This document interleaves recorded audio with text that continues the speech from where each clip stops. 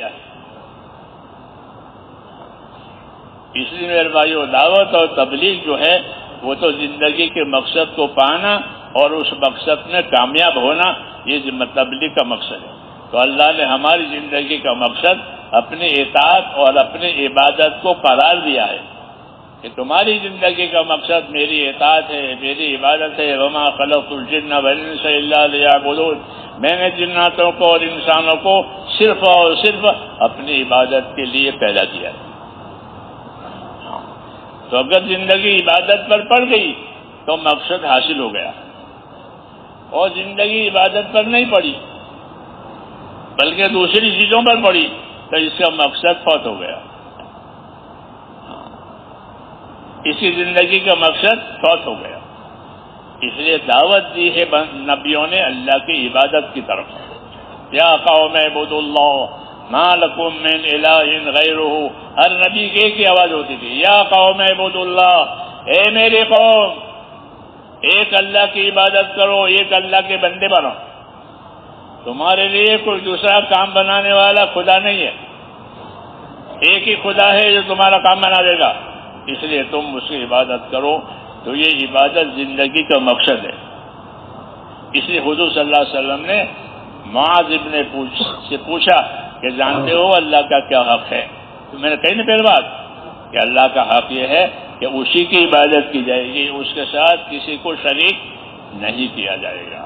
تو یہ ہوئی دعوت بندوں کو اللہ کی طرف، کہ بندوں کو اللہ کی عبادت کی طرف بلاؤ تاکہ ان کا تعلق اللہ تعالیٰ سے صحیح ہو جائے۔ جب اللہ تعالیٰ سے تعلق صحیح ہو جائے گا تو سارے تعلقات صحیح ہو جائیں گے۔ اللہ سے تعلقات بگاڑا ہے تو سارے تعلقات بگڑ جائیں گے۔ یہ بنیاد ہے، اسی کو سمجھایا تھا حضور صلی اللہ علیہ وسلم، جو میں نے پہلے کہا تھا کہ من اصلح ما بینہ وبین اللہ اصلح اللہ ما بینہ وبین خلقہ، کہ جو لوگ اپنا اور خدا کا معاملہ صحیح کر لیں گے تو اللہ ان کا اور مخلوق والا معاملہ صحیح کر دے گا۔ آسمان ان کی موافقت میں ہوگا، زمین ان کی موافقت میں ہوگی، ان میں آپس میں محبتیں ہوگی، تعلقات صحیح ہوں گے۔ تو سارے حالات کا بننا اس پر ہے کہ اللہ سے تعلقات صحیح ہو جاوے۔ تو اللہ سے ہمارا تعلق میرے دوستوں اطاعت اور عبادت کا ہے۔ کس کا ہے؟ اطاعت اور عبادت۔ اس لیے کہ اللہ تعالیٰ نے ہم کو ایمان دیا ہے، ہم ایمان والے ہیں، اور ایمان کا تقاضا اطاعت۔ ایمان کا کیا تقاضا ہے؟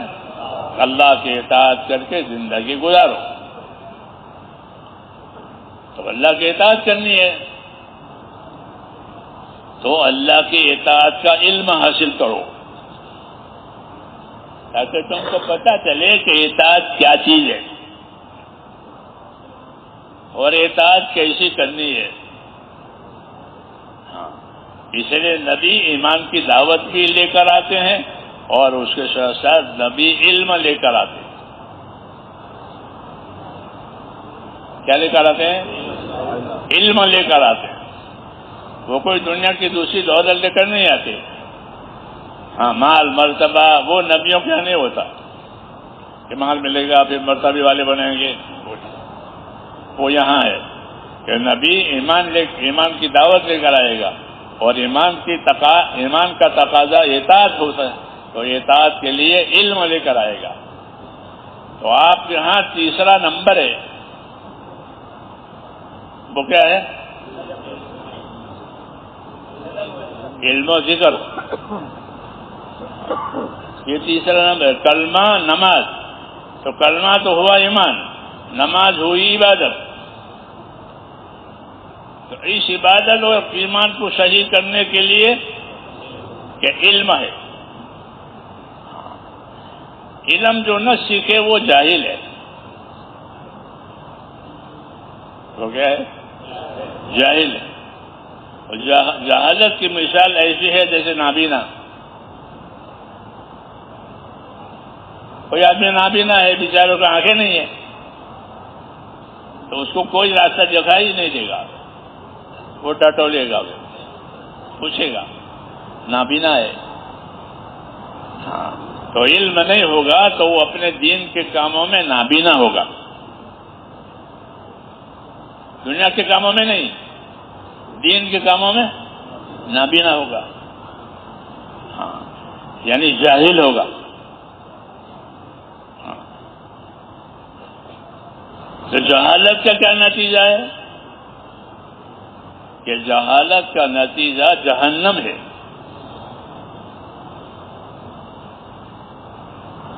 جہالت کہاں لے جائے گی؟ کہ جہنم میں۔ ہاں کہ جہالت جہنم میں لے جائے گی۔ ہم مدرسوں میں پڑھتے تھے تو چھوٹی چھوٹی کتابیں، لیکن بڑی بڑی باتیں اس میں ہوتی تھی۔ کتاب تو چھوٹی اور باتیں بڑی۔ تو ایک کتاب چھوٹی مدرسے میں پڑھاتے ہیں، اس کا نام ہے کریمہ۔ بہت سے لوگوں نے پڑھے ہوئے ہوں گے۔ تو کریمہ میں یہ شعر ہے کہ سر انجام جاہل جہنم بود، کہ جاہل نے کو عاقبت کم بود۔ یہ نصیحت ہے اس میں کہ سر انجام جاہل جہنم بود، کہ جاہل نے کو عاقبت کم بود، کہ جاہل کا نتیجہ جہنم ہے۔ کیوں؟ کہ اس کے کاموں کے نتیجے اچھے نہیں ہوتے، وہ جاہل ہے، نہ کرنے کی کرے اور کرنے کی نہ کرے، جاہل ہے۔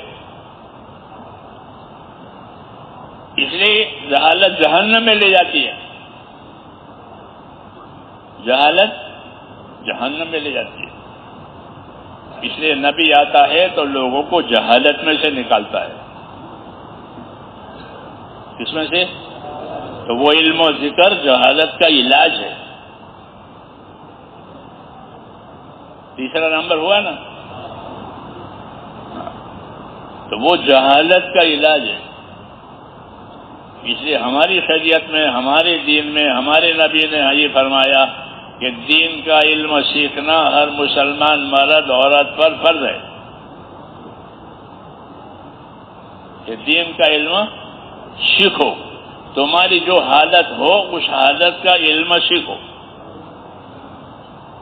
سب کو مفتی بننا ضروری نہیں ہے، لیکن جو تمہاری حالت ہو اس حالت کا علم سیکھو،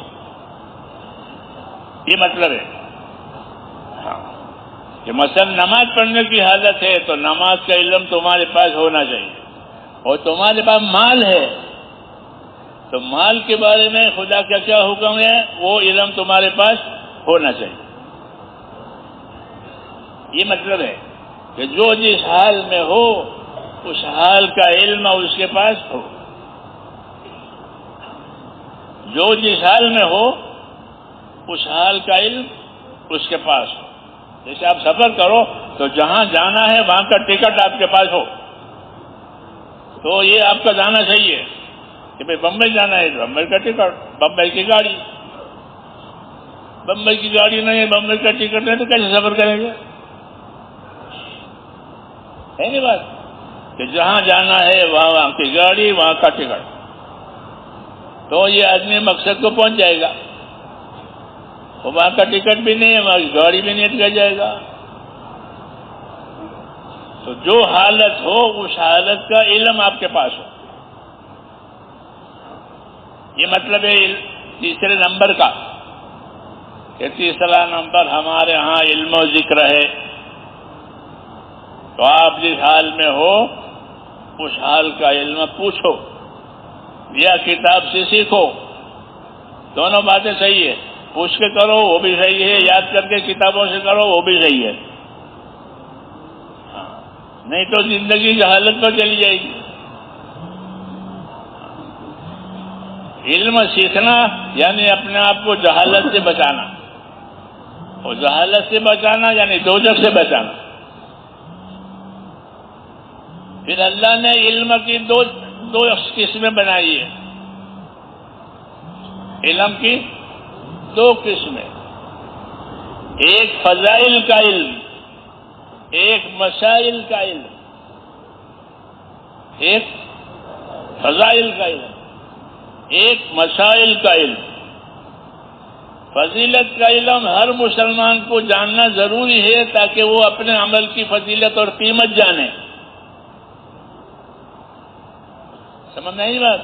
اگر فضیلت کا علم نہیں ہوگا تو عمل کرے گا اور عمل کی قیمت اس کو نہیں معلوم ہے.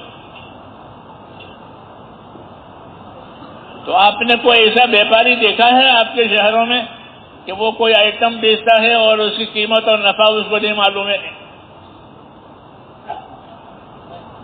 ایسے دکاندار ہیں آپ کے یہاں؟ یہ صابن کی ٹکیاں بیچے 1 درجن اور کیا قیمت ہے کیا نفع ہے کچھ خبر نہیں، بیچ رہا ہے. ایسے تاجر ہوتے ہیں؟ تو اب سنو، حضور صلی اللہ علیہ وسلم فرماتے ہیں کل الناس، کہ ہر آدمی، حدیث کا مفہوم ہے کہ ہر آدمی تاجر ہے. کل الناس بائع نفسہ موبقها او موتقها، کہ ہر آدمی اپنی زندگی میں تاجر ہے، یہ کہہ رہے ہیں. تو آپ سب تاجر ہو، 100% انسان تاجر ہے.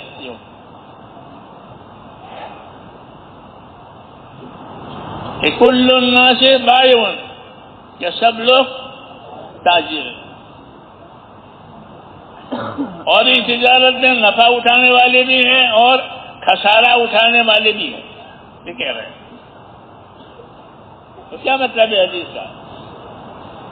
حدیث کا مطلب میرے بھائیو یہ ہوا کہ ہر آدمی میں صلاحیت ہے، پاگل نہیں ہے. ہر آدمی میں سمجھ ہے، صلاحیت ہے. اس سمجھ صلاحیت سے 2 قسم کے لوگ ہو جائیں گے. بعض لوگ اپنی سمجھ صلاحیت سے صحیح نفع اٹھائیں گے اور بعض لوگ اپنی صلاحیت کو غلط جگہ پر لگا لیں گے. سمجھ میں آئی نا بات؟ تو جو اپنی صلاحیت کو صحیح حال پر لگائیں گے وہ اپنی صلاحیت سے نفع اٹھائیں گے، اپنی آنکھوں سے نفع اٹھائیں گے، کانوں سے نفع اٹھائیں گے، اپنے مال اولاد سے نفع اٹھائیں گے، کیونکہ وہ ان کو صحیح لگا رہے ہیں اور یہ غلط لگا رہے ہیں تو ان کو کوئی نفع نہیں. سمجھے نہیں؟ جیسے زمین کا بہت بڑا پلاٹ آپ کو مل گیا تو آپ نے اس پر کھیتی لگائی، کھیتی کے لیے بنایا، باغ کے لیے بنایا، تو یہ اچھا ہوا کہ باغ میں پھل آئیں گے ہر سال اور کھیتی میں ہر موسم میں آنا جائے گا. آپ کو اناج کی بھی ضرورت ہے اور پھل کی بھی ضرورت ہے. اور دوسرے آدمی کو جو پلاٹ ملا تو اس نے کھیلنے کا گراؤنڈ بنایا. کیا بنایا؟ کہ میرا یہ پلاٹ لوگوں کا کھیلنے کے لیے ہے. تو اس کو کیا ملے گا؟ کچھ نہیں. اس نے اپنی زندگی کو کھیل بنایا. الذین اتخذوا دینہم لہوا ولعبا، کہ انہوں نے اپنی زندگی کو بجائے دین کے کھیل بنا دیا. تو پلاٹ ملا تھا تو کھیل بنایا، گراؤنڈ بنایا تو لوگ کھیلیں گے.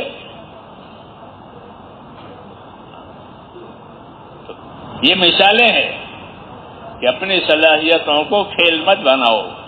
اللہ نے صلاحیت دی ہے، آنکھیں دی ہے، دماغ دیا ہے، سمجھ دی ہے. یہ گراؤنڈ ہے، یہ گراؤنڈ ہے.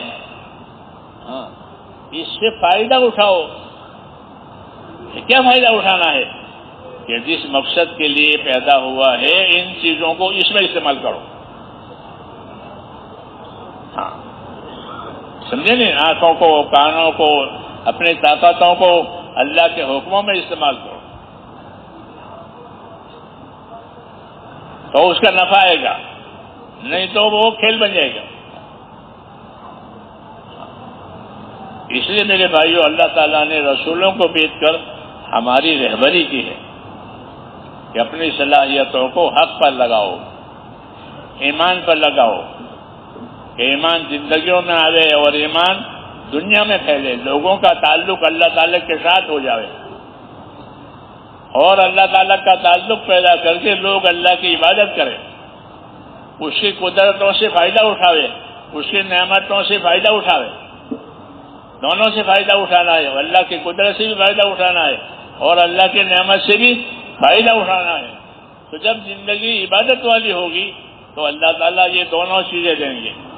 وَلَوْ أَنَّ أَهْلَ الْقُرَىٰ آمَنُوا وَاتَّقَوْا لفتحنا علیہم برکات من السماء والارض، یہ شہروں میں بستیوں میں رہنے والے لوگ اپنی زندگی ایمان پر اور تقوی اور پرہیزگاری پر لگائیں تو ہم ان کو آسمان سے بھی برکتیں دیں گے اور زمین سے بھی برکت دیں گے۔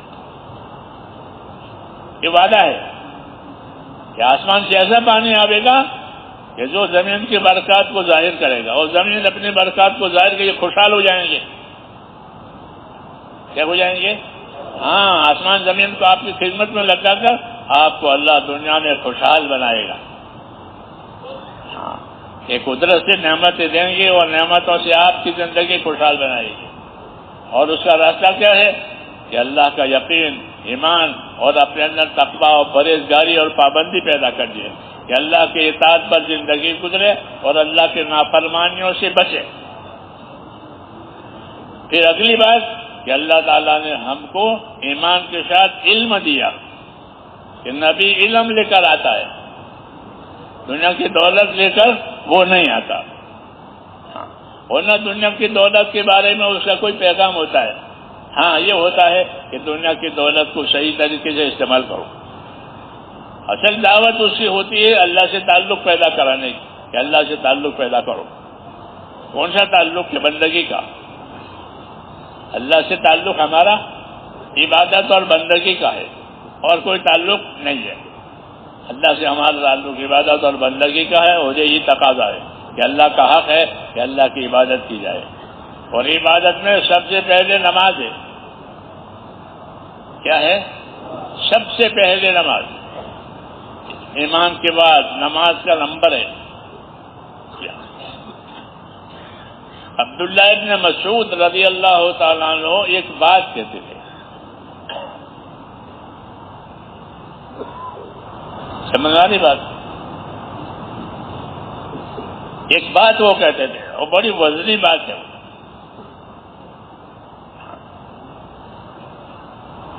آپ کو بھی سنائیں گے۔ عبداللہ ابن مسعود یہ بات کہتے تھے کہ اگر کوئی مسلمان یہ چاہتا ہو کہ اللہ تعالیٰ سے ایمان کی حالت میں ملاقات کرے، ظاہر بات ہے کہ ہر مسلمان یہی چاہے گا کہ میں ایماندار بن کر اللہ سے ملوں۔ ایسا کون کب لگتا ہوگا تو بے ایمان ہوگا اللہ سے ملے؟ ہاں، تو کہا کہ جو آدمی اللہ سے ایمان کی حالت میں ملاقات کرنا پسند کرتا ہو تو اس کو کیا کرنا چاہیے؟ تو فرماتے تھے کہ اس کو یہ کرنا چاہیے کہ وہ وہاں جا کر نماز پڑھے جہاں اذان اور اقامت ہوتی ہے، یعنی مسجد میں۔ مسجد میں جا کر باجماعت نماز پڑھنے کی یہ فضیلت وہ بنا رہے ہیں۔ اگر مسجد میں جا کر باجماعت نماز پڑھا کرے گا تو اللہ سے ایمان کی حالت میں ملاقات کرے گا۔ یہ سنایا انہوں نے عبداللہ ابن مسعود نے کہ اللہ سے ایمان کی حالت میں ملاقات کرنے کی شرط یہ ہے کہ مسجدوں میں جا جا کر کے باجماعت نماز پڑھے۔ پھر اس کی وجہ بتائی کہ اس کی وجہ یہ ہے کہ باجماعت نماز جو ہے وہ تمہارے نبی کی سنت ہے۔ کیا ہے؟ ہاں، بے جماعت پڑھنا نماز یہ نبی کی سنت کے خلاف ہے۔ یہ جماعت فوت ہو گئی، جماعت فوت کر دی، یہ سنت کے خلاف ہے۔ سنت طریقہ کیا ہے؟ کہ مسجد میں جا کر کے باجماعت نماز پڑھے، یہ مسنون طریقہ ہے۔ اور ہم کو حکم ہے کہ اپنی زندگیوں کو سنتوں پر لاؤ۔ کس پر لاؤ؟ ہاں، وہی اصل ہے، تبلیغ کا وہی مقصد ہے کہ تبلیغ، کیونکہ ہم تو مسلمان ہیں اور سنی مسلمان ہیں، ہم سب سنی مسلمان ہیں، ہمارے عقیدے بھی صحیح ہیں، ہمارے عمل بھی صحیح ہیں۔ پھر تبلیغ میں ہم سے کیا کہا جاتا ہے کہ تبلیغ میں آپ سے سنتوں کا اتباع چاہا جاتا ہے، کہ تبلیغ میں نکل کر اور تبلیغ کا کام سیکھ کر اپنے آپ کو سنتوں کا پابند کرو۔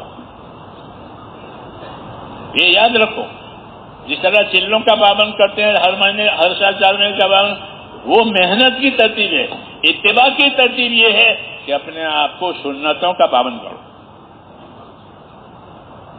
کہ بھائی گھر سے نکلنے کی یہ سنت ہے، گھر میں داخل ہونے کی یہ سنت ہے، سڑک پر چلنے کی یہ سنت ہے، مسجد میں داخل ہونے کی یہ سنت ہے. تو تبلیغ جو ہماری محنت ہے وہ سنتوں کے اتباع کے لیے ہے. ورنہ ہم تو مسلمان ہیں اور سچے مسلمان ہیں، ہمارے عقائد بھی صحیح ہے، ہمارے اعمال بھی صحیح ہے، یہ ہمارے پاس کوئی خرافات نہیں ہے. پھر ہم سے کیا کہا جاتا ہے کہ ہم سے سنتوں کا اتباع کہا جاتا ہے. یاد رکھو یہ بات. یہ نہیں کہ اپنا ان کا وقت لگتا ہے، ان کا وقت لگتا ہے، یہ تعارف صحیح نہیں ہے. وقت تو ہر کام میں لگتا ہے.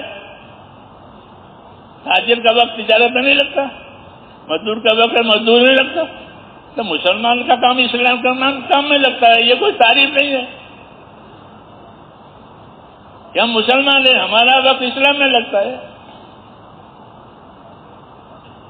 اس لیے یہ تعریف نہیں کہ ان کا وقت لگتا ہے. وقت لگانا مقصود نہیں ہے، اتباع مقصود ہے. کیا مقصود ہے؟ ہاں، کوئی مزدور وقت نہیں دیکھتا کہ میں 4 گھنٹے کرتا ہوں تو مزدوری کتنے ملتی ہے. ہاں، وقت لگنے کا نفع دیکھنا ہے. وقت لگنے کا نفع ہمارا یہ ہے کہ ہم اپنے رسول کا اتباع کریں. ہاں، دعوت اور تبلیغ مسلمانوں میں ہم تو مسلمان ہیں پہلے سے ہی، تو پھر مسلمانوں سے کیا کروانا ہے کہ مسلمانوں سے ان کے نبی کی سنتوں کا اتباع کرانا ہے. یہ تبلیغ کی غرض ہے. اس کے لیے وقت لگنا ہے، اس کے لیے پھر پھیرنا ہے تاکہ زندگیاں سیکھ سمجھ کر اتباع پر آ جائے. مولانا الیاس صاحب رحمۃ اللہ علیہ کی باتیں، ان کے ارشادات آپ پڑھو گے تو آپ کو یہ رہبری ملے گی کہ ہم کوئی نئی بات لے کر دنیا میں نہیں آئے ہیں.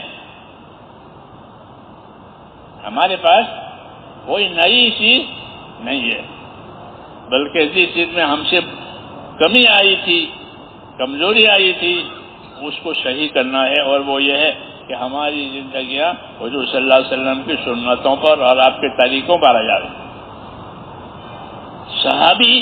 صحابی یہ کہہ رہا ہے کہ حضور صلی اللہ علیہ وسلم جب صبح میں ان کی آنکھ کھلتی تھی تو کیا کرتے تھے کہ کان یمسح النوم عن وجهه. جب آپ کی آنکھ کھلتی تو اٹھنے کے لیے تو پہلا کام کیا ہوتا تھا کہ نیند کا خمار اپنے چہرے سے پوچھتے تھے، پھر اٹھنے کی دعا پڑھتے تھے، پھر سر پر ٹوپی رکھ کر چپل پہن کر اپنے حاجت کے لیے استنجا کے لیے وضو کی طرف جاتے تھے. یہ مثال ہے. یہ کیا ہے؟ یہ مثال کہ ہم نے اپنے نبی کو اس حال میں دیکھا. وہ یہی بات صحیح ہے کہ ہم اپنی زندگی میں اپنے نبی کے طریقوں کو دیکھیں گے، ورنہ ہم تو الحمدللہ مسلمان ہیں. کیا ہے؟ تو کمی کسی کی پوری کرنی ہے کہ طریقوں کی، یہ زندگیاں طریقوں پر آ رہے، اور ہمارے نبی کا طریقہ وہ اصل ہے. اس لیے نبی کے طریقوں پر چلنا ہے اور نبی کے طریقوں سے محبت کرنی ہے. آپ کی سنتوں سے محبت کرنی ہے اور آپ کی سنتوں کی پیروی کرنی ہے. محمد الرسول اللہ، کہ محمد اللہ کا بھیجا ہوا رسول ہے. تو اللہ نے آپ کو اس لیے بھیجا تھا کہ آپ ہم کو زندگی کے وہ طریقے بتائیں گے جس سے اللہ راضی ہوتا ہے. اس کو سنت شریعت کہتے ہیں. کیا کہتے ہیں؟ سنت شریعت. کیا آپ کو سنت، آپ کی طرف سے ہم کو سنت شریعت کی تعلیم ملے گی کہ سنتوں پر رہو، شریعت پر رہو، سنتوں پر رہو. آپ کو اللہ نے ایک طریقے پر رکھا ہے، شریعت پر رکھا ہے. ہم کو بھی ہے کہ اپنے نبی کے تابع داری ہو کر اپنے نبی کی سنتوں پر رہو. سنتوں کا اجر و انعام بہت زیادہ ہے. سنتوں کا، ہاں، کہ جس نے نبی کی سنتوں کی پیروی کی، نبی کی سنتوں سے محبت کی، تو وہ نبی کے ساتھ ہوگا. من احب سنتی فقد احبنی، جس نے میری سنتوں سے محبت کی اس نے مجھ سے محبت کی، اور جس نے مجھ سے محبت کی وہ میرے ساتھ جنت میں ہوگا. اس لیے نبی کی سنتوں کو سیکھنا یہ علم و ذکر کا مطلب ہے. علم و ذکر ہے، کون سا نمبر ہے؟ یہ تیسرا. تو علم و ذکر میں نبی کے طریقوں کو دیکھیں گے، نبی کی سنتوں کو دیکھیں گے. ہاں، علم و ذکر. ہاں، اور نبی کی سنتوں کو دیکھ کر پھر اس پر عمل کریں گے تو وہ ذکر ہوا. نبی کی سنتوں کا علم اور پھر اس کا ذکر، یعنی اس پر عمل. ہاں، جو حال ہو اس حال میں دیکھیں گے کہ یہاں نبی کا کیا طریقہ ہے، سفر میں، حضر میں کیا طریقہ ہے، نماز میں کیا سنت طریقے ہیں. جی ہاں، رکوع کرنے کا کیا سنت طریقہ، سجدہ کرنے کا کیا سنت طریقہ، ہر کام میں. اللہ نے ہم کو یہ نعمت دی ہے کہ آپ کے کاموں میں نبی کے طریقے آئیں گے. اس لیے علم و ذکر کا مطلب یہ ہے کہ زندگی کے ہر کام میں اللہ کا حکم دیکھا جائے گا اور نبی کا طریقہ دیکھا جائے گا. اس کو مسلم کہتے ہیں. کیا کہتے ہیں؟ مسلم. کہ مسلم جو ہوتا ہے وہ حکم کو بھی دیکھتا ہے اور حکم پورا کرنے کے لیے طریقہ سیکھتا ہے. اس لیے ہماری دعوت اور تبلیغ جو ہے ایک چلتا پھرتا مدرسہ ہے. کیا ہے؟ ہاں، وہ چلتا پھرتا مدرسہ ہونے کا مطلب یہ ہے کہ جہاں جاؤ اگر آپ سے زیادہ جاننے والے لوگ ہیں تو ان سے سیکھو، ان سے پوچھو، اور آپ سے کم جاننے والے ہیں تو ان کو سکھاؤ، ان کو بتاؤ. یہ اس امت کا کام ہے، سیکھنا، سکھانا، عمل کرنا. اس کو اطاعت کہتے ہیں. اس کو کیا کہتے ہیں؟ جیسے میں نے بھی کہا کہ اللہ نے ہم کو اپنے اطاعت کے لیے پیدا کیا ہے. ہاں، کہ ہم جہاں جائیں اطاعت کے حد میں رہ کر کے کام کریں. تجارت کریں تو تجارت اطاعت کے ساتھ ہو، زمینداری کریں تو اطاعت کے ساتھ ہو. کیونکہ حضور صلی اللہ علیہ وسلم کو ہر شعبے کا علم دیا ہے. کھیتی کا کیا دین ہے، مزدوری کا کیا دین ہے، عہدوں کا کیا دین ہے، زمینداری کا کیا دین ہے، یہ آپ کو دکھایا گیا ہے. اس کو علم و ذکر کہتے ہیں.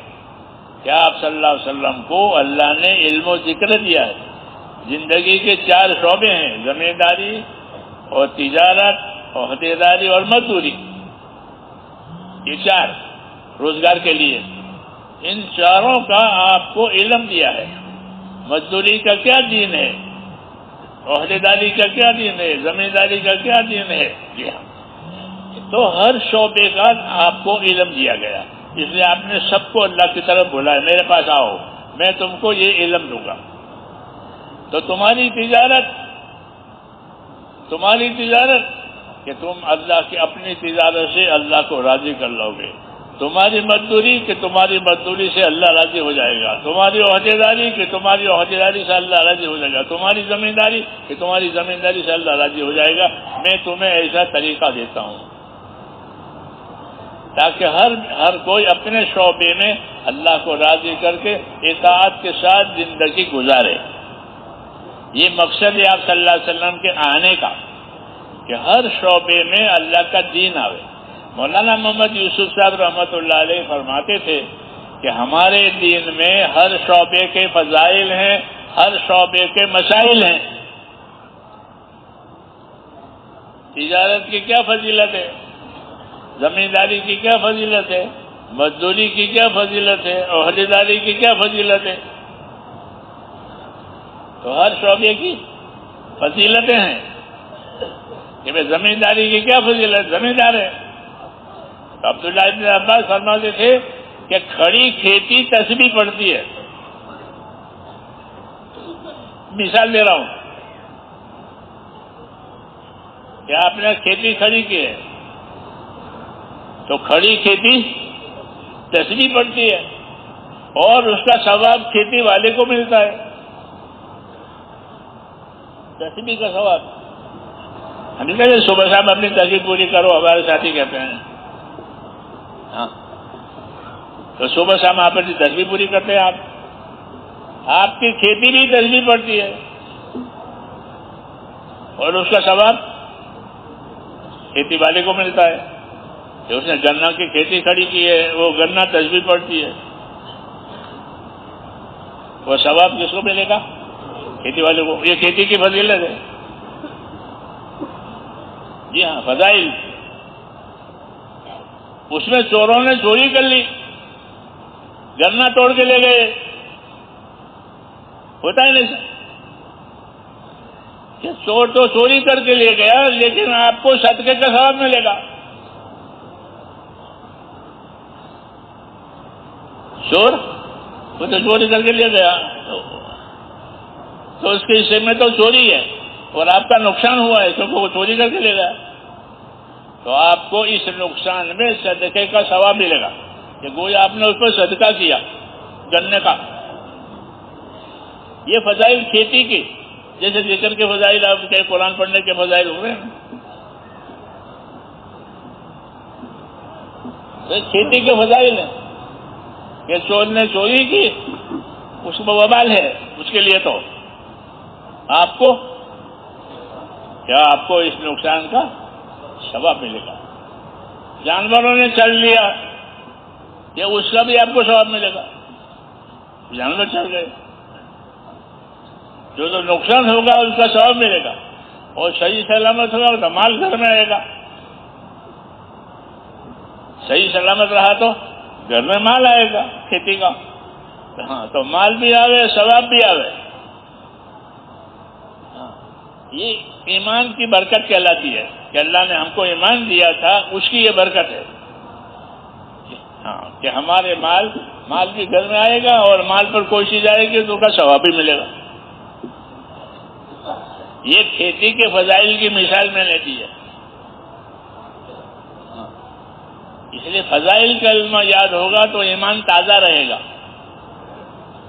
کیا رہے گا کہ مجھے اللہ اس پر یہ دے گا، مجھے اللہ اس پر یہ دے گا، مجھے اللہ، جیسے بیپاری ہر آئٹم بیچتا ہے تو خوش ہے کہ چلو یہ آئٹم بک گئی، اس پر اتنا ملا ہے، اصل قیمت اتنی تھی اور نفع اتنا آیا۔ جی ہاں، تو ایسے مسلمان کہ ہر مسلمان تاجر ہے، ہر مسلمان تاجر ہے کہ وہ اپنی صلاحیت لگائے گا اور اللہ سے نفع کمائے گا۔ اس لیے میرے بھائیوں دین سیکھنا ضروری ہے۔ کیا سیکھنا ضروری ہے؟ کہ دین سیکھو، کہ دین سیکھو تو دنیا کو بھی پہچانو گے، اپنا نفع نقصان بھی پہچانو گے اور آخرت کو بھی پہچانو گے۔ اصل ہے آخرت، اصل کیا ہے؟ حدیث پاک میں کہ ان الدنیا خلقت لکم وانکم خلقتم للآخرہ، کہ دنیا کو تو اللہ نے تمہارے لیے پیدا کیا ہے، کسی جنات کے لیے کسی فرشتے کے لیے نہیں، دنیا آپ کے لیے، لیکن تم کو آخرت کے لیے پیدا کیا ہے۔ تو آخرت کے پیدا کرنے میں دو مطلب ہے، اس بات کے دو مطلب ہے کہ تم کو آخرت کے لیے پیدا کیا ہے، یہ لہذا یہاں رہنے نہیں دیں گے، یہاں رہنے کے لیے جائیں گے آخرت میں۔ ایک مطلب یہ ہے کہ تمہارا قیام یہاں ہمیشہ کا نہیں ہے، تم کو آخرت میں لے جائیں گے۔ دوسرا مطلب یہ ہے کہ تم کو آخرت کے لیے پیدا کیا ہے، اس لیے دنیا میں رہ کر آخرت بناؤ، دنیا میں رہ کر آخرت بناؤ۔ یہ حکم ہے یہ کہ وابتغِ فیما آتاک اللہ الدار الآخرہ ولا تنس نصیبک من الدنیا، کہ دنیا میں اللہ تعالیٰ نے تم کو پیدا کیا ہے تو دنیا میں رہ کر اپنی آخرت کا حصہ تیار کرو، یہ کہا کہ دنیا میں رہ کر اپنی آخرت کا حصہ تیار کرو، اور اپنا حصہ وہاں کا مت بھولو. کیوں کہ اگر وہاں کا بھول گیا اور یہاں کا چھوٹ گیا موت پر تو کچھ نہیں ہے. موت پر یہاں کا چھوٹ گیا اور وہاں کا بھول گیا. اس لیے یہ ہدایت دی ہے کہ جو دنیا تجھ کو اللہ نے دی ہے اس سے اپنی آخرت بنا لے، اپنا حصہ مت بھول جا.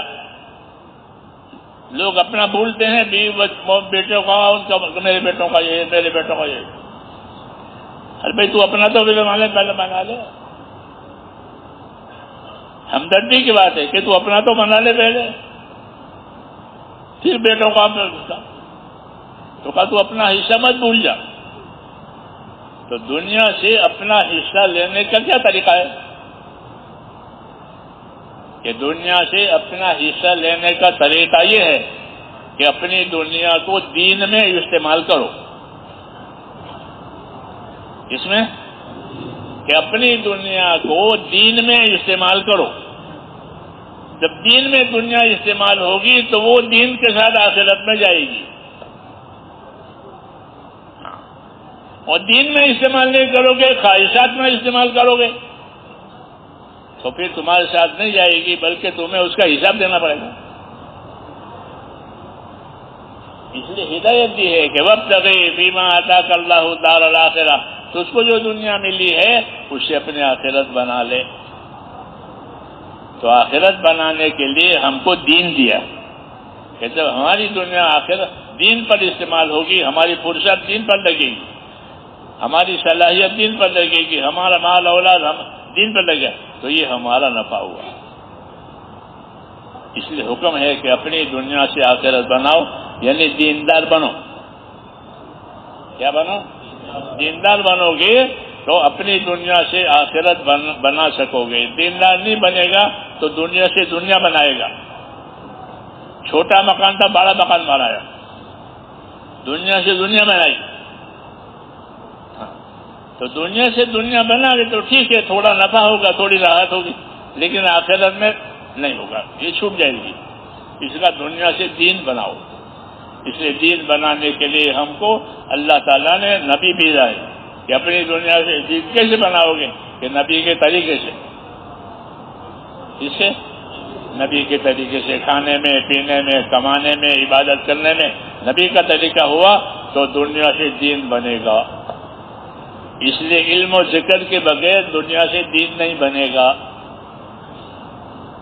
اس کے بغیر علم و ذکر سے دنیا سے دین بنے گا. اس لیے علم سیکھو، فضائل کا علم بھی سیکھو، مسائل کا علم بھی سیکھو. یہ فضائل کا علم سیکھو گے تو اپنے عمل کی قیمت تمہارے سامنے آئے گی، اس کا نفع تمہارے سامنے آئے گا. یہاں اور کیا سیکھو؟ کہ نبی کا طریقہ سیکھو، کہ اپنے عمل کو نبی کے طریقے پر لاؤ تو وہ عمل اللہ کے ہاں قبول ہو جائے گا اور اس عمل کا اللہ بدلہ دے گا. اس لیے میرے بھائیوں، علم و ذکر جو ہے وہ ہمارے کام کی بڑی چیز ہے. لوگوں نے نقل و حرکت کو تو بہت بڑھایا اور علم و ذکر کو گھٹایا. ہاں، حالانکہ وہ نقل و حرکت علم و ذکر بڑھانے کے لیے تھی. ہاں، کہ پھرو اور علم و ذکر کو بڑھاؤ. جیسے چکی چلے اور آٹا نکلے، چکی چلے اور آٹا نکلے، یا خالی چکی چلے؟ بولو کہ خالی چکی چلے تو کیا فائدہ ہے؟ خالی ہل چلے تو کیا فائدہ ہے؟ نہیں، چکے میں کو ڈالو، کو نکالو، کو ڈالو، کو نکالو. تو اپنا پھرنا علم و ذکر کے ساتھ، اس کے ساتھ کہ علم و ذکر لیتے بھی رہو، علم و ذکر دیتے بھی رہو. ویسا ہے جیسے چکی سے دانا، وہ دانے سے آٹا، پھر آٹے سے روٹی آسان ہے. تو ہماری نقلوں میں علم و ذکر کے لیے ہے. اس کے لیے علم و ذکر کے لیے ہے. اور چوتھا نمبر جو ہے وہ اللہ کے بندوں کے ساتھ ہمدردی کرنے کے لیے ہے. ہماری کوئی غرض نہیں ہے کسی سے، بلکہ ہمارے اندر کیا ہے؟ ہمدردی ہے کہ ہمارا بھی نفع ہو جاوے، ہمارے بھائیوں کا بھی نفع ہو جاوے. اس لیے حرکت کرو. کیا کرو؟ کہ علم دیتے رہو، علم لیتے رہو، عمل کرتے رہو، عمل سکھاتے رہو. اور کیا لینا ہے؟ کہ کچھ نہیں لینا ہے. 5واں نمبر کہ کچھ نہیں لینا ان سے، ان کو دینا ہے، ان کو دینا ہے. اللہ کے لیے کر رہے ہیں، اللہ کے لیے سنا رہے ہیں، اللہ کے لیے بتا رہے ہیں کہ آپ سے کچھ نہیں جاتا. کہ ہدایت والوں کی یہ 2 نشانیاں ہیں. اتبعوا من لا يسألكم اجرا وهم مهتدون. سورہ یاسین کی آیت ہے کہ ان لوگوں کی بات مانو، اتبعوا کہ وہ آپ سے کچھ نہیں مانگیں گے اور ان کی زندگی ہدایت والی ہے.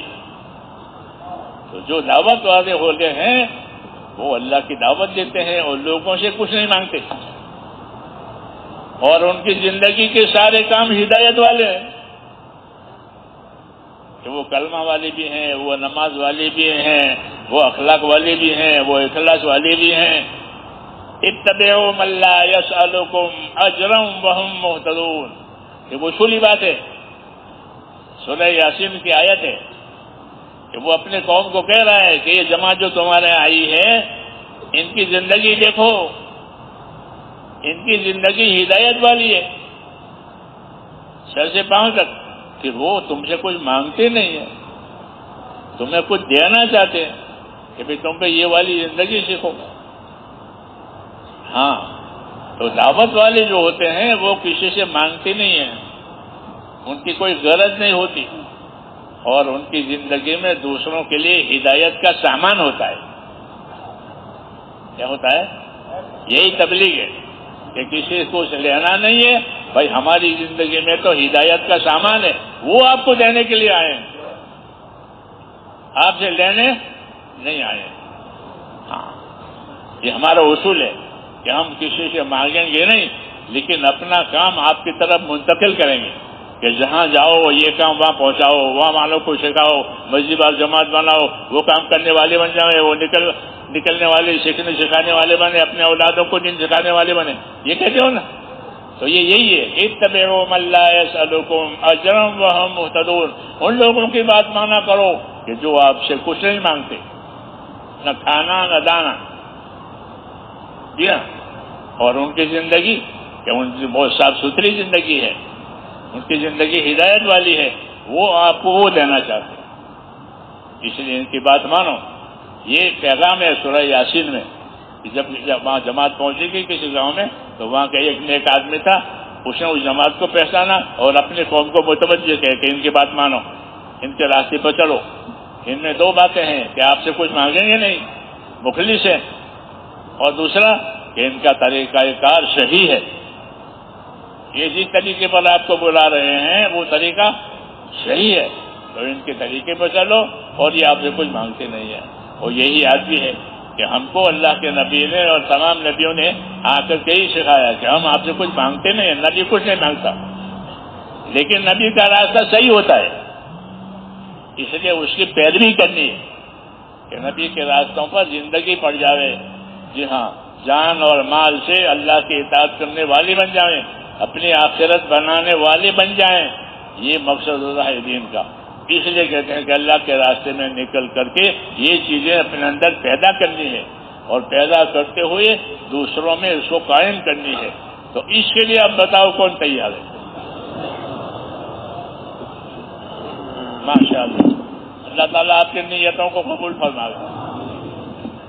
اسلام میں نیت بھی ہے، عمل بھی ہے، اور ترتیب بھی ہے. تیار ہیں انشاءاللہ سب اس کے لیے؟